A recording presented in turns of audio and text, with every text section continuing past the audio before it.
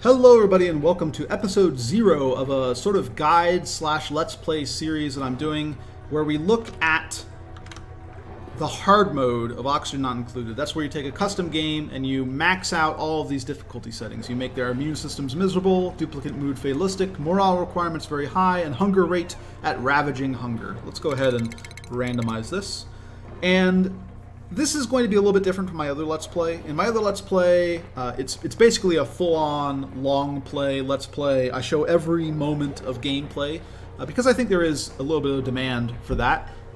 In here, we're going to do things a little bit differently, where I'm going to kind of cut between play sessions and really try and focus on showing you what I think the important parts are to succeeding in a hard mode run. What the buildings and systems and research trees that you need to be going down, how you need to build them, what your priorities need to be, and focusing a lot on how the game changes between normal difficulty and hard difficulty.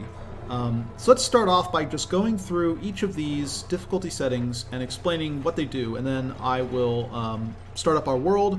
And I won't do any play in this episode. In the next one, episode 1, we'll get into cycles 1 through 5. The episode after that, cycles 5 through 10. And then after that, I'll just be doing sort of highlights. Here's a thing that I built. Here's why it's important to have built it. Here's what it does for you, etc., etc., etc. So really focusing on builds and priorities and strategy, and less on just here's every moment of gameplay. So let's go through each of these bit by bit. First off, immune systems.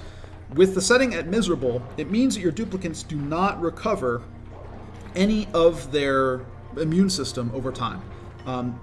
Any damage they take to their immune system, whether it be from food poisoning or some sort of sickness or slime lung, is going to stick.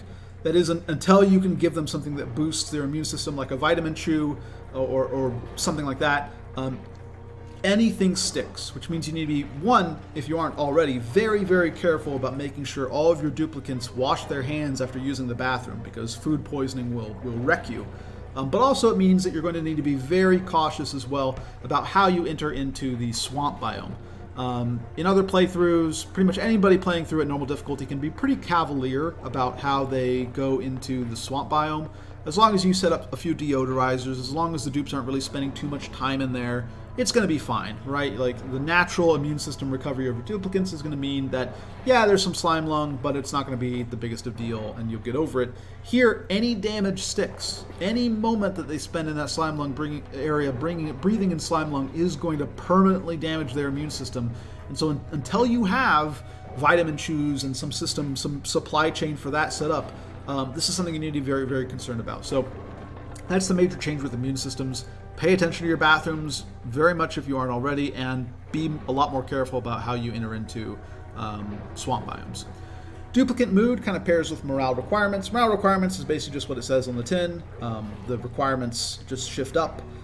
Duplicate mood means that, like your immune systems, the duplicates don't really recover any of their relaxation slash whatever the reverse of stress is over time, right? Their stress meter is just going to go up and up and up. Every time they go through something stressful, it's going to go up and up and up, and there really isn't much to reduce it, because at high mood, at high morale requirements, I should say, your duplicates will be gaining plus 20%, or reducing 20% stress per cycle, but fatalistic means that they're going to lose 20, or they're going to gain 20% stress per cycle, right? So having all the morale requirements met at high for duplicates is only going to just offset this fatalistic. So you want something else to help reduce the stress for them.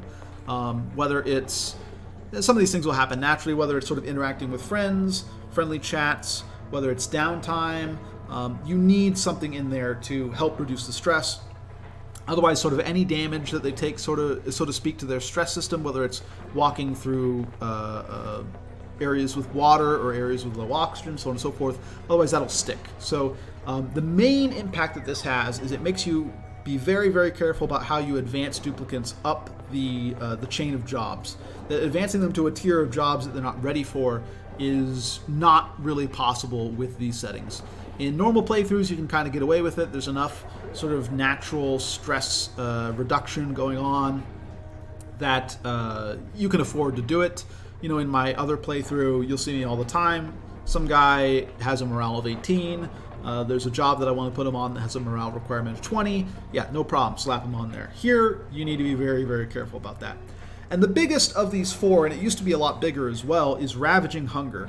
In the past, Ravaging Hunger tripled the calorie consumption rate of your duplicants, and I don't think that was a very fun mode as a result, because at triple, the game became really, really grindy. Like a lot of the things that you could do, you just weren't possible because it didn't make any sense. Cooking, for example, made no sense. You were not gaining anything by cooking because the duplicate man hours that it took to cook the food meant that you were just going to eat all the stuff that you were able to cook up in the process of cooking it, right? The calorie consumption of your cook was going to be enough to offset the calorie gain from cooking your food. Here, Ravaging Hunger is only 2,000 calories per dupe. It's only doubling the hunger rate of duplicates. I think this is a lot more manageable, and still, it really changes the way that you approach a run, but it isn't such that it just reduces the game to a really slow, really long grind. So I like this change that's been made by the developers. Again, if I haven't randomized this already, let's go ahead and randomize it some more. I'm going to get into the dupe selection screen, and I'm only going to accept, I'm just going to accept straight up the first 3 dupes that we get, but I will discuss a little bit sort of what the important features to look for in a dupe are. So let's go ahead and start this up. So a lot of the things that are good in your duplicates in a normal playthrough are still good here. Learning is still very good, athletics is still very good, construction and digging are still pretty good, ranching, of course, is still useless. I think the big change in terms of attributes is that farming is really good. Here we don't have anybody with farming, unfortunately, but we actually do have some pretty good traits here. So first off, we have germ resistant. And one of the great things about germ resistant is that this is a person who actually has immunity regeneration.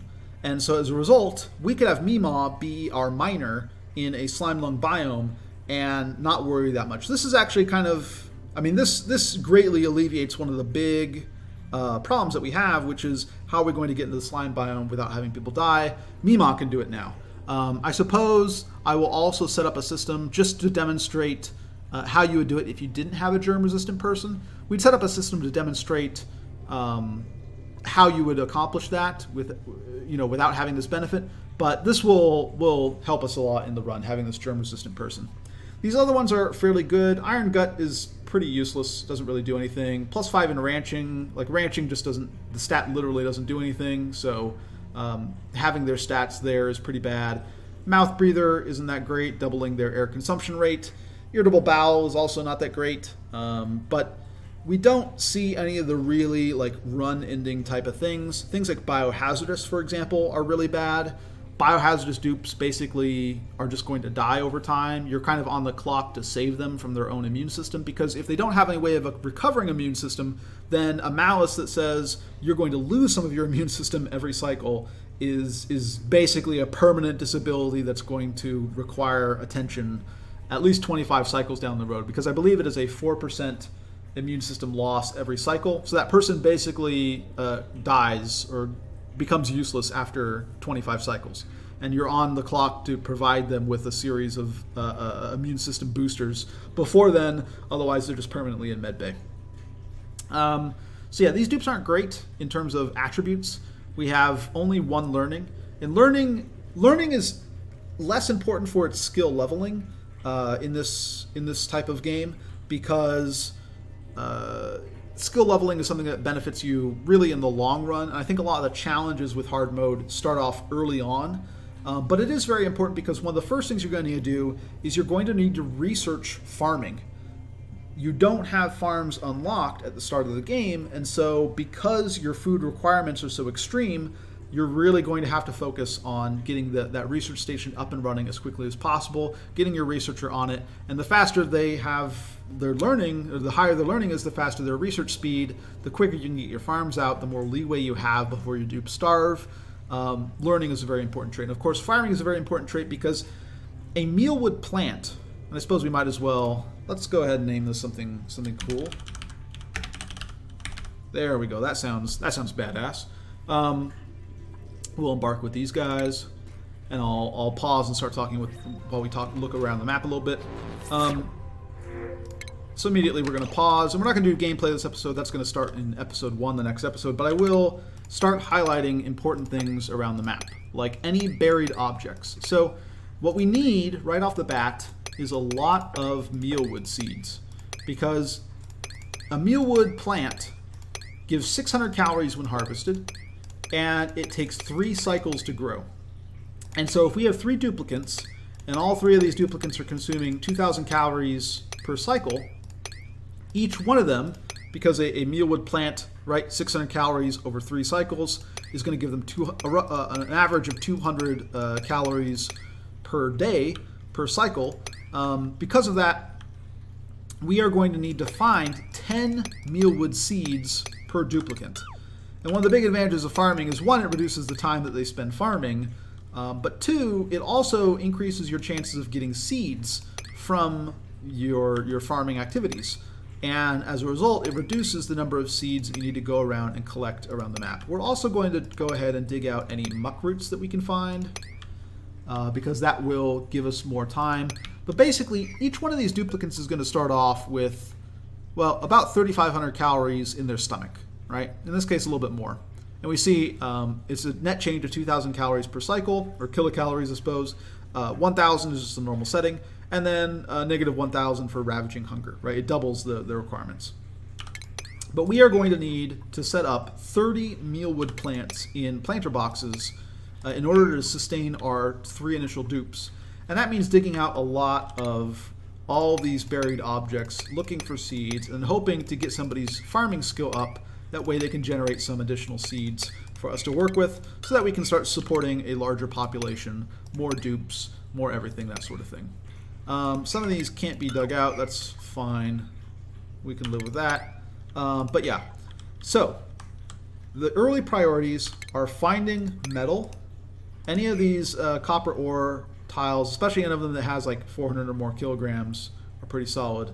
Yeah, like these are also good. These copper ore tiles are going to be very important, because they are going to allow us to get our research up and running very quickly. And so these are going to be sort of our priorities. These are the things that we want to go around and grab early on. Any of these buried objects, any of these muck roots, any of this copper we can get our hands on, all that's going to be very important. And in the next episode, episode 1 of our series, we are going to show you exactly how to go around and do that. So I'm going to stop things here, and I hope to see you guys in the next one.